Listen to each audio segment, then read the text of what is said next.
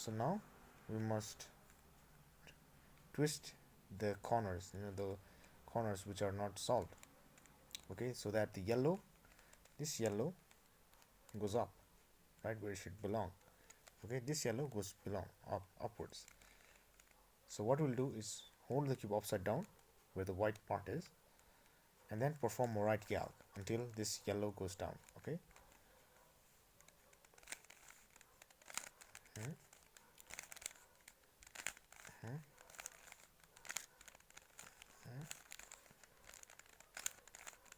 Now what you do is find like this orange here, twist it, okay, to where it was, and perform right gal again. Okay, so this one manage it. Okay, so this one, this is what we must achieve. This is what is called twisting of the edges.